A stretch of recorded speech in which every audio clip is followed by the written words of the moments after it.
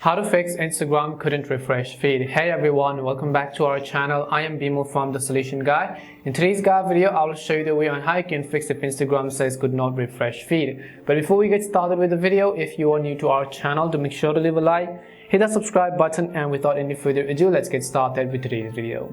Now, couldn't refresh feed on Instagram generally happens when Instagram is not being able to load the posts from people you actually follow, and there could be multiple factors behind it. The very first factor is your internet connection. So just go ahead and swipe down the toggle right over here and then make sure that your internet connection is actually working just fine. If it's working fine, then I want you to also test other social media applications and see if you're having similar issues. But in most cases, simply switching your network connection or simply going to mobile data, let's say for example, would also fix the issue.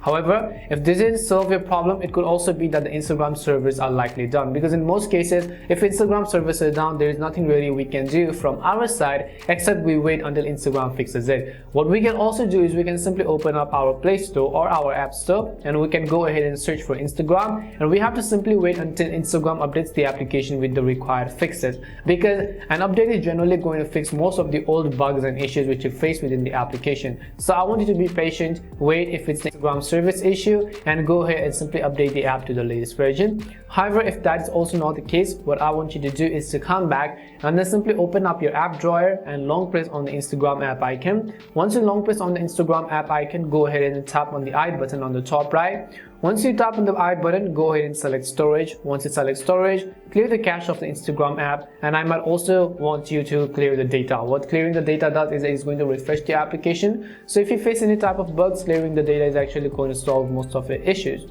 And hopefully one of these would definitely solve your problem. If it did help solve your problem, make sure to leave a like and subscribe to the channel. If you have any more questions, queries or doubts, simply also make sure to leave them down below. Thank you very much for watching till the end of the tutorial, and see you soon in our next video.